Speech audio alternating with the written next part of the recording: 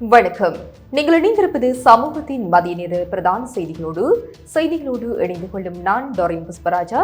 விரிவான செய்திகளுக்குள் செல்வதற்கு முன்னதாக முதலில் தலைப்புச் செய்திகள்.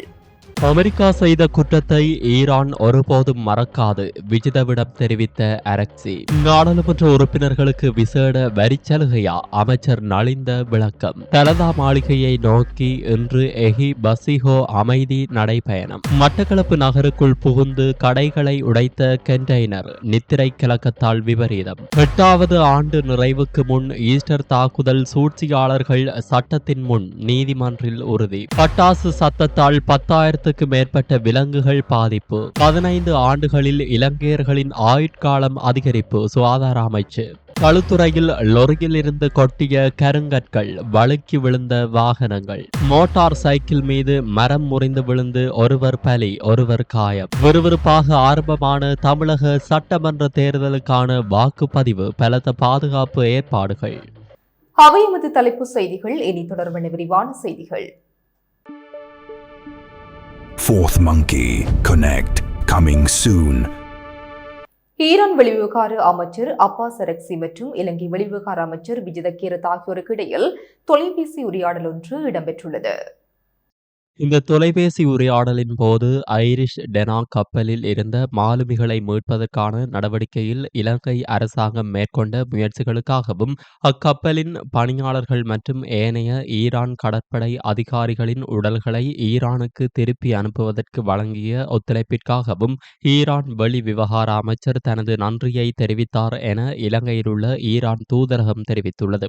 ஈரான் வெளி விவகார அமைச்சர் அமெரிக்கா மற்றும் இஸ்ரேல் ஈரானுக்கு எதிராக இழைத்ததாக கூறப்படும் குற்றங்களை சுட்டிக்காட்டியதுடன் ஐரிஷ் டெனாக் கப்பல் மீதான தாக்குதலானது அமெரிக்காவினால் மேற்கொள்ளப்பட்ட முன்னப்போதும் இல்லாத போர்க்குற்றம் என்றும் இதன்போது குறிப்பிட்டார். இது சர்வதேச மனிதாபிமான சட்டத்தின் அடிப்படை விதிகள் மற்றும் 1949 ஜெனீவா உடன்படிக்கைகளை கடுமையாக மீறும் செயலாகும் என்றும் இந்த குற்றத்தை ஈரான் ஒருபோதும் மறக்காது என்றும் அவர் வலியுறுத்தினார். மேலும் இதற்கு பொறுப்பான குற்றவாளிகளை சட்டத்தின் முன் நிறுத்துவதற்கு அனைத்து சட்ட மற்றும் அரசியல் வழிமுறைகளையும் ஈரான் பயன்படுத்தும் என்றும் அமைச்சர் அப்பாஸ் அரக்சி இதன்போது சுட்டிக்காட்டினார். இலங்கையில் உள்ள ஈரான் தூதரகம் விடுத்துள்ள அறிக்கையின்படி அமைச்சர்களான அரக்சி மற்றும் விஜித ஹேரத் ஆகியோர் இருதரப்பு உறவுகள் மற்றும் பிராந்திய முன்னேற்றங்கள் குறித்தும் கலந்துரையாடியுள்ளனர். சூப்பர் ஸ்டோரின் கல்யாணி அன்னபூரணி பிராண்டில் அன்றாட வாழ்க்கையின் அனைத்து பொருட்களையும் ஒரே இடத்தில் பெற்றுக்கொள்ள சமமான வருமானம் ஈட்டும் ஏனையோரை விட நாடாளுமன்ற உறுப்பினர்கள் குறைவான வருமான வரி செலுத்துவது தொடர்பாக எழுந்துள்ள விமர்சனங்கள் குறித்து மீளாய்வு செய்ய உள்ளதாக சுகாதார மற்றும் வெகுஜன ஊடக அமைச்சர் நலிந்த ஜெயதிஸ் தெரிவித்துள்ளார். நாடாளுமன்ற உறுப்பினர்களின் வேதன விவரங்கள் இந்த மாத தொடக்கத்தில் நாடாளுமன்ற உறுப்பினர் ராமநாதன் அர்ச்சுனாவினால் பகிரங்கப்படுத்தப்பட்டதை அடுத்து இந்த விவகாரம் அமைச்சரவை முடிவுகளை அறிவிக்கும் ஊடக சந்திப்பில் எழுப்பப்பட்டது. தனியார் அல்லது அரச ஊழியர்களுடன் ஒப்பிடுகையில் நாடாளுமன்ற உறுப்பினர்களின் முன்கூட்டிய தனிநபர் வருமான வரி ஏன் குறைவாக காணப்படுகின்றமை தொடர்பில் இதன்போது கேள்வி எழுப்பப்பட்டது. இதற்கு பதிலளித்த அமைச்சர், வரி மதிப்பீடானது அடிப்படை வேதனம் மற்றும் கொடுப்பனவுகளை அடிப்படையாக கொண்டது என்றும் சில கொடுப்பனவுகள் முன்கூட்டிய தனிநபர் வருமான வரிக்கு உட்பட்டிருக்காது என்றும் குறிப்பிட்டார். யாரும் வரி செலுத்துவதிலிருந்து தப்பிக்க கூடாது. வரி செலுத்த வேண்டிய அனைத்து நபர்களும் வரி விலைக்குள் கொண்டுவரப்பட வேண்டும் என்பதே அரசாங்கத்தின் கொள்கையாகும். வரி வரம்பை விரிவுபடுத்துவதற்கும் முறைப்படுத்துவதற்கும் அரசாங்கம் ஆதரவளிக்கிறது. நாடாளுமன்ற உறுப்பினர்களின் வருமானத்தில் வரி விலக்கு அளிக்கப்பட்டுள்ள பகுதிகள் எவை என்பது குறித்து ஆராயப்படும் என தெரிவித்தார். நாடாளுமன்ற உறுப்பினர்கள் தங்களது வருமானத்திற்கு வரி செலுத்த வேண்டும் என்றும் இதில் ஏதேனும் முரண்பாடுகள் இருப்பின் அவை மீளாய்வு செய்யப்படும் என்றும் நாடாளுமன்ற உறுப்பினர்களின் ஓய்வூதியத்தை ஏற்கனவே ரத்து செய்துள்ளதோடு முன்னாள் ஜனாதிபதிகளின் சலுகைகளையும் நீக்கியுள்ள அரசாங்கம் இதுவென்றும் நியாயமான வரி விதிப்பு முறை அமைவதையே தாம் ஆதரிப்பதாகவும் அமைச்சர் நலிந்த ஜெயதிச இதன்போது வலியுறுத்தினார். சர்வதேச ரீதியில் புகழ்பெற்று எகி பசிக்கு அமைதி நடைபயணத்தின் 2ஆம் கட்டம் இன்று ஆரம்பமாகியுள்ளது. இன்றைய தினம் மாத்தளை வரலாற்று சிறப்புமிக்க அலுவிகாரை விகாரையிலிருந்து கண்டி ஸ்ரீ தலதா மாளிகை வரை இந்த நடைபயணம் முன்னெடுக்கப்பட உள்ளது. வியட்நாமின் மன்னகார தேரர் தலைமையிலான பிக்குகள் குழுவினால் நேற்று தம்புள்ளை புனித நகரத்திலிருந்து இந்த நடைபயணம் உத்தியோகபூர்வமாக ஆரம்பித்து வைக்கப்பட்டது. ஜெயஸ்ரீ மகாபோதியின் புனித போதி மரக்கன்றினை ஏந்தி செல்லும் இந்த ஆன்மீக ஊர்வலம் பிரதான நகரத்தினூடாக பயணித்து ஒற்றுமை, கருணை மற்றும் நல்லிணக்கத்தை வலியுறுத்துவதை நோக்கமாக கொண்டுள்ளது. இதற்கு முன்னர் அமெரிக்காவின் டெக்சாஸ் மாநிலத்திலிருந்து வாஷிங்டன் வரை 10 மாநிலங்களை கடந்து 110 நாட்கள் முன்னெடுக்கப்பட்ட நடைபயணத்தின் தொடர்ச்சியாகவே இது இலங்கையில் முன்னெடுக்கப்படுகிறது. அரச அனுசரணையுடன் ஏற்பாடு செய்யப்பட்டுள்ள இந்த நடைபயணம் ஏப்ரல் மாதம் 28ஆம் தேதி வரை தொடரவுள்ளது. இந்த நடைபயணத்தில் பிக்குகளுடன் இணைந்து ஆலோகா எனும் பெயருடைய நாயொன்றும் பயணிப்பது பலரது கவனத்தை ஈர்த்துள்ளது. இந்த நடைபயணத்தில் பங்கேற்கும் தேரர்கள் உள்ளிட்ட குழுவினரை தரிசிப்பதற்காக ஆயிரக்கணக்கான மக்கள் பாதையோரங்களில் திரண்டுள்ளதாக தெரிவிக்கப்படுகிறது. இந்த நிலையில் தேரர்களின் பயணத்தை இலகுவாக்கும் வகையில் வீதியெங்கும் வாழை இலைகளை விரித்து வைத்ததோடு வெயிலினால் சூடாக இருந்த பாதையை குளிர்விப்பதற்காக மக்கள் வீதிகளில் குளிர்ந்த நீரை தெளிக்க நடவடிக்கை எடுத்துள்ளனர். மட்டக்களப்பு நகருக்குள் இன்று அதிகாலை கண்டெய்னர் லொரி ஒன்று கடைகளை உடைத்து பாரிய விபத்துக்கு உள்ளானது. இந்த நிலையில் அதன் சாரதி மற்றும் நடத்துனர் தெய்வாதீனமாக உயிர் தப்பியுள்ளனர். கொழும்பிலிருந்து பொருட்களை ஏற்றிக் கொண்டு வந்த கண்டெய்னர் லொரி மட்டக்களப்பு திருமலை வீதியில் மட்டக்களப்பு நகருக்குள் விபத்துக்குள்ளானது. நித்திரை கலக்கம் காரணமாக குறித்த லொரி விபத்துக்குள்ளாகியுள்ளதாக சம்பவத்தினை நேரில் கண்டவர்கள் தெரிவித்தனர். இதன்போது கடைகளை உடைத்து குறித்த லொரி விபத்துக்குள்ளாகியுள்ளதுடன் இந்த விபத்துக்கான காரணமாக குறித்த பகுதிக்கான தொலைத்தொடர்பு சேவைகளும் பாதிக்கப்பட்டுள்ளன. இந்த விபத்தின் போது சாரதி சிறிய காயங்களுக்குள்ளாகி மட்டக்களப்பு போதனா வைத்தியசாலையில் அனுமதிக்கப்பட்டுள்ளதுடன் வேறு எவருக்கும் எந்த பாதிப்பும் ஏற்படவில்லை. இது தொடர்பில் மட்டக்களப்பு தலைமையக போலீசார் விசாரணைகளை முன்னெடுத்துள்ளதுடன் தொலைத்தொடர்பு சேவையினை மீள செயல்படுத்துவதற்கான நடவடிக்கைகளை தொலைத்தொடர்பு நிறுவனம் முன்னெடுத்துள்ளது. உயிர்த்த ஞாயிறு பயங்கரவாத தாக்குதலின் 8வது ஆண்டு நிறைவுக்கு முன்னர் அதனுடன் தொடர்புடைய அனைத்து சூழ்ச்சியாளர்களையும் சட்டத்தின் முன் நிறுத்துவதற்கான விசாரணைகள் முன்னெடுக்கப்பட்டு வருவதாக மேலதிக சொலிசிட்டர் ஜெனரல் திலீப பீரிஸ் கோட்டை நீதிவான் நீதிமன்றத்தில் தெரிவித்தார். கோட்டை நீதவான் நீதிமன்றத்தில் நிலுவையில் உள்ள உயிர்த்த ஞாயிறு தாக்குதல் விசாரணைகள் தொடர்பான வழக்கு நேற்று விசாரணைக்கு எடுத்துக் கொள்ளப்பட்ட போதே அவர் இந்த தகவல்களை வெளிப்படுத்தினார். இதன்போது தற்போது தடுப்பு காவலில் வைக்கப்பட்டுள்ள சந்தேக நபரும் அரச புலனாய்வு சேவையின் முன்னாள் பணிப்பாளருமான ஓய்வு பெற்ற மேஜர் ஜெனரல் சுரேஷ் சலே நீதிமன்ற உத்தரவிற்கமைய நீதிமன்றத்தில் ஆஜர்படுத்தப்பட்டார். 2018ஆம் ஆண்டு நவம்பர் மாதம் 29ஆம் தேதி வவுணதீவில் 2 போலீஸ் உத்தியோகத்தர்கள் கொல்லப்பட்டமை மற்றும் உயிர்த்த ஞாயிறு தாக்குதலுக்கு பின்னர் 2019 ஏப்ரல் 26ஆம் தேதி சாய்ந்தமருது பகுதியில் உள்ள வீடொன்றில் இடம்பெற்ற வெடிப்பு சம்பவம் தொடர்பான விசாரணைகளை தவறாக வழிநடத்தியமை ஆகிய இந்த குறித்த வழக்கு கோட்டை நீதவான் இசுரு நெத்திகுமார முன்னிலையில் விசாரணைக்கு எடுத்துக் கொள்ளப்பட்டது. இந்த வழக்கின் 3வது சந்தேக நபராக தடுப்பு காவலில் உள்ள சுரேஷ் சலேவை நீதவான் பிறப்பித்த உத்தரவிற்கமைய குற்றப்புலனாய்வு திணைக்கள அதிகாரிகள் நீதிமன்றத்தில் ஆஜர்படுத்தினர். அதனைத் தொடர்ந்து முறைப்பாட்டாளர் தரப்பு சார்பாக ஆஜரான மேலதிக சொலிசிட்டர் ஜெனரல் திலீப பீரிஸ் விசாரணைகள் குறித்த மேலதிக அறிக்கை ஒன்றினை நீதிமன்றத்தில் சமர்ப்பித்தார். பண்டிகை கொண்டாட்டங்களின் போது பட்டாசுகள் மற்றும் வான வேடிக்கைகளால் 10,000க்கும் மேற்பட்ட பூனைகளும் நாய்களும் செவித்திறன் பாதிப்பு மற்றும் திசை அறியாமைக்கு ஆளாகியுள்ளதாக விலங்கு இனத்தொகை மனிதாபிமான முகாமைத்துவத்திற்கான கால்நடை வைத்தியர்கள் சங்கத்தின் ஆலோசகர் வைத்தியர் சமித் நாணயக்கார் தெரிவித்துள்ளார். மனிதர்களை விட விலங்குகளின் கேள்வித்திறன் மிகவும் அதிகமாகும். நாய்கள் சுமார் 60,000 Hz வரையிலும் பூனைகள் 85,000 Hz வரையிலும் ஒலிகளை உணரக்கூடியவை. பொதுவாக பட்டாசுகள் 120 முதல் 175 டெசிபல் வரை ஒலி எழுப்புகின்றன. ஆனால் 140 டெசிபல் அளவிலான ஒலியே விலங்குகளுக்கு கடும் வலி மற்றும் நிரந்தர செவித்திறன் இழப்பை ஏற்படுத்தக்கூடும் என தெரிவிக்கப்படுகிறது. திடீர் வெடிச்சத்தத்தால் பீதியடையும் செல்ல பிராணிகள் வீடுகளை விட்டு ஓடுவதால் பல விலங்குகள் வழி தெரியாமல் போகின்றன. இதனால் வீதி விபத்துகளில் சிக்கி உயிரிழக்கும் அபாயமும் உள்ளது. மேலும் அதிக சத்தத்தால் ஏற்படும் மன அழுத்தம் காரணமாக விலங்குகள் உணவு உட்கொள்ளாமல் இருப்பதுடன் நோய் எதிர்ப்பு சக்தியும் குறைகிறது. வீட்டு விலங்குகள் மட்டுமின்றி பறவைகளும் கடுமையாக பாதிக்கப்படுகின்றன. அதிர்வு அலைகளால் கூடுகளில் உள்ள முட்டைகள் சேதமடைவதுடன் செவித்திறன் பாதிக்கப்பட்ட பறவைகள் உணவு தேடுவதிலும் சிரமம் அனுபவிக்கின்றன. கொண்டாட்டங்கள் சட்டங்கள் பிற உயிரினங்களின் துயரத்தில் அமையக்கூடாது. ஒவ்வொரு உயிருக்கும் பாதுகாப்பாக வாழும் உரிமை உண்டு. எனவே எதிர்காலத்தில் பட்டாசுகளுக்கு பதிலாக சூழல் நட்பு முறைகளை பயன்படுத்த வேண்டும் என வைத்தியர் வலியுறுத்தியுள்ளார். தேசிய தடுப்பூசி சட்டத்தின் மூலம் கடந்த 15 ஆண்டுகளில் இந்த நாட்டு மக்களின் ஆயுட்காலம் அதிகரித்துள்ளதாக சுகாதார அமைச்சு தெரிவித்துள்ளது.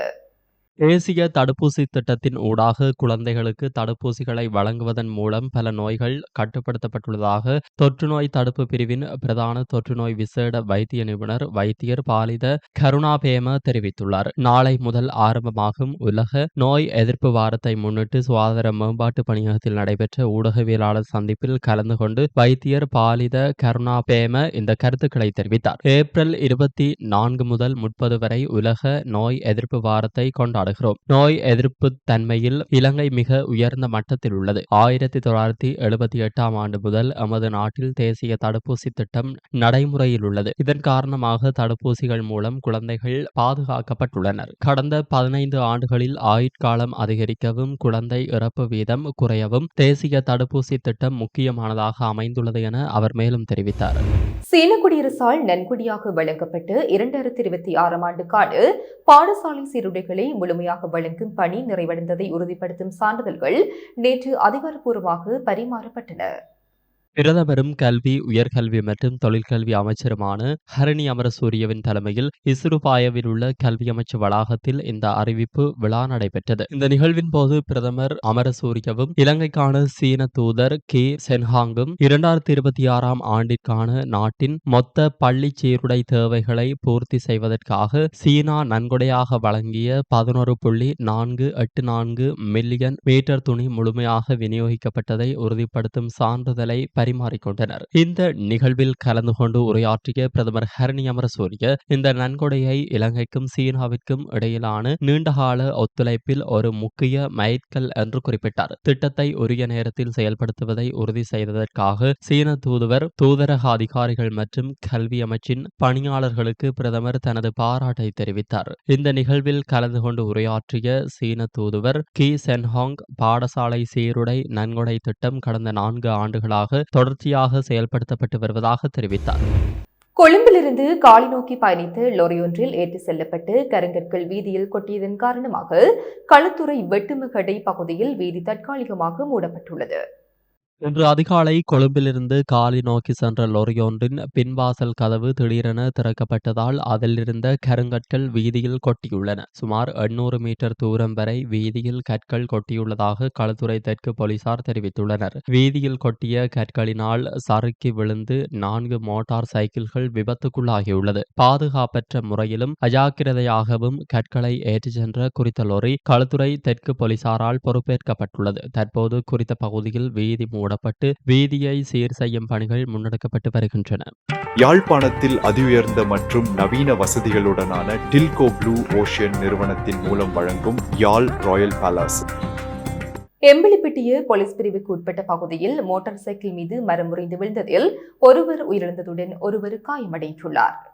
நேற்றிரவு இந்த விபத்து இடம்பெற்றுள்ளது. மோட்டார் சைக்கிள் பயணித்துக் கொண்டிருந்த போது திடீரென அதன் மீது மரம் முறிந்து விழுந்துள்ளதாக விசாரணைகளில் தெரியவந்துள்ளது. இந்த விபத்தில் மோட்டார் சைக்கிளை செலுத்திய நபரும் பின்னால் அமர்ந்து பயணித்த பெண்ணும் காயமடைந்த நிலையில் எம்பிலிப்பிட்டிய வைத்தியசாலையில் அனுமதிக்கப்பட்ட போது மோட்டார் சைக்கிள் சாரதி உயிரிழந்துள்ளார். காயமடைந்த பெண் அதே வைத்தியசாலையில் சிகிச்சை பெற்று வருகின்றார். உயிரிழந்தவர் பல்லேகமு பகுதியைச் சேர்ந்த 45 வயதுடையவர் என அடையாளம் காணப்பட்டுள்ளார். மேலதிக விசாரணைகளை எம்பிலிப்பிட்டிய போலீசார் மேற்கொண்டு வருகின்றனர். மன்னார்மடு போலீஸ் பிரிவுக்கு உட்பட்டு கரம்பிக்குளம் பகுதியில் நேற்று காலை காட்டு யானை தாக்கியதில் ஒருவர் உயிரிழந்துள்ளார். காட்டு யானை தாக்கியதில் காயமடைந்த நபர் முருங்கன் வைத்தியசாலையில் அனுமதிக்கப்பட்டதன் பின்னர் உயிரிழந்துள்ளதாக மடு போலீசார் தெரிவித்துள்ளனர். உயிரிழந்தவர் பன்னிவெட்டுவான் பகுதியைச் சேர்ந்த 44 வயதுடையவர் என அடையாளம் காணப்பட்டுள்ளார். சடலம் மீதான பிரேத பரிசோதனைகளின் பின்னர் உறவினர்களிடம் ஒப்படைக்கப்பட்டுள்ளதுடன் சம்பவம் தொடர்பான மேலதிக விசாரணைகளை மடு போலீசார் மேற்கொண்டு வருகின்றனர். நாட்டின் பெரும்பாலான இடங்களில் பிற்பகல் 1 மணிக்கு பின்னர் மழை அல்லது இடியுடன் கூடிய மழை பெய்யக்கூடும் என வளிமண்டலவியல் திணைக்களம் தெரிவித்துள்ளது.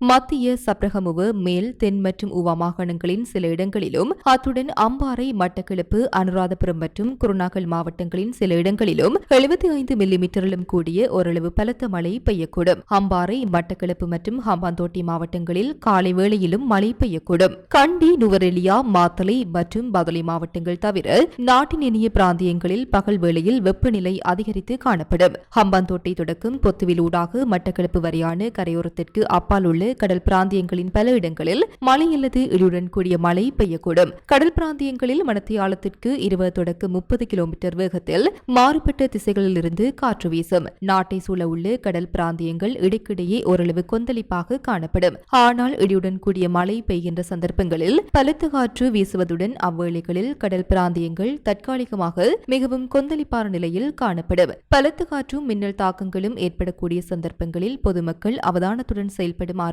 கேட்டுக் கொள்ளப்படுகின்றனர். தமிழகத்தில் உள்ள 234 சட்டமன்ற தொகுதிகளுக்கும் இன்று ஒரே கட்டமாக பொதுத் தேர்தல் விறுவிறுப்பாக தொடங்கி நடைபெற்று வருகின்றது.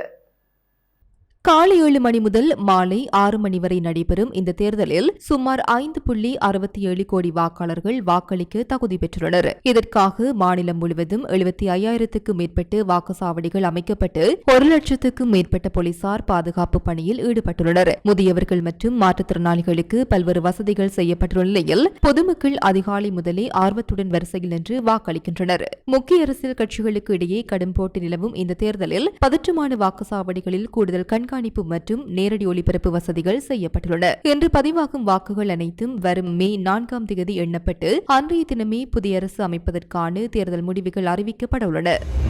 தமிழக சட்டமன்ற தேர்தலுக்கான வாக்குப்பதிவு இன்று தமிழகம் முழுவதும் விறுவிறுப்பாக நடைபெற்று வரும் நிலையில் நடிகரும் தமிழக வெற்றிக் கழகத்தின் தலைவருமான விஜய் தனது வாக்கை பதிவு செய்தார். சென்னையில் உள்ள தனது இல்லத்திலிருந்து புறப்பட்ட விஜய் நீலாங்கரையில் அமைந்துள்ள வாக்குச்சாவடிக்கு வருகை தந்தார். அங்கு பொதுமக்களுடன் வரிசையில் நின்று தனது ஜனநாயக கடமையை அவர் நிறைவேற்றினார். நடிகர் விஜய் தமிழக வெற்றிக் கழகம் என்று அரசியல் கட்சியை தொடங்கிய பின்னர் சந்திக்கும் முதல் சட்டமன்ற தேர்தல் இது என்பதால் அவரது வாக்களிப்பு அரசியல் ரீதியாக பெரும் முக்கியத்துவம் வாய்ந்ததாக பார்க்கப்படுகின்றது. விஜய் வாக்குச்சாவடிக்கு வருகை தந்தபோது அங்கு திரண்டிருந்த ஏராளமான ரசிகர்கள் மற்றும் தமிழக வெற்றிக் கழக தொண்டர்கள் உற்சாகமாக முழக்கமிட்டு அவரை வரவேற்றனர். பாதுகாப்பு பணியில் ஈடுபட்டிருந்த போலீசார் கூட்டத்தை கட்டுப்படுத்தி விஜய் வாக்குச்சாவடிக்குள் அழைத்து சென்றனர். வாக்களித்த பின்னர் உளவியலாளர்களை சந்தித்த அவர் ஜனநாயக கடமையை நிறைவேற்றுவது ஒவ்வொரு குடிமகனின் பொறுப்பு என தெரிவித்தார். இதேவேளை தமிழக சட்டப்பேரவை தேர்தலுக்கான வாக்குப்பதிவு இன்று காலை 7 மணிக்கு தொடங்கிய நிலையில் நடிகர் அஜித்குமார் முதல் ஆளாக தனது வாக்கினை பதிவு செய்துள்ளார். சென்னை திருவான்மியூரில் உள்ள வாக்குச்சாவடிக்கு காலை 6:40 மணிக்கு நடிகர் அஜித் தனது மனைவியுடன் வருகை தந்தார். பொதுமக்களுக்கு இடையூறு ஏற்படக்கூடாது என்பதற்காகவும் ரசிகர்களின் கூட்டத்தை தவிர்க்கவும் அவர் வாக்குப்பதிவு தொடங்குவதற்கு முன்பே அங்கு வந்து காத்திருந்தது அனைவரின் கவனத்தையும் ஈர்த்தது. சரியாக 7 மணி அளவில் வாக்குப்பதிவு தொடங்கியதும் முதல் வாக்காளராக அவர் தனது ஜனநாயக கடமையை செய்து முடித்தார். வாக்களித்த பின் தனது விரலில் வைக்கப்பட்ட மை அடையாளத்தை காட்டிய அவர் செய்தியாளர்களிடம் ஏதும் பேசாமல் அங்கிருந்து புறப்பட்டு சென்றார். அஜித் வருகையொட்டி அந்த பகுதியில் போலீஸ் பாதுகாப்பு போடப்பட்டிருந்தது. அவரை தொடர்ந்து மற்ற திரை நட்சத்திரங்களும் அரசியல் தலைவர்களும் தங்களது பகுதிகளில் காலை முதலே வரிசையில் நின்று வாக்களித்து வருகின்றனர். இத்துடன் சமூகத்தின் மதிய நேர பிரதான செய்திகள் நிறைவு பெறுகின்றன. தொடர்ந்தும் சமூகத்தோடு இணைந்திருங்கள். எமது RIP பேச்சுக்கு கிடைத்த மரண அறிவித்தல்கள். யாழ் நைனாதீவு 5ஆம் வட்டாரத்தை பிறப்பிடமாகவும் கொழும்பு மற்றும் யாழ்ப்பாணத்தை வாழ்விடங்களாகவும் கொண்டிருந்த திரு ப.க. பரமலிங்கம் அவர்கள் 22/4/2026 புதன்கிழமை அன்று காலமானார்.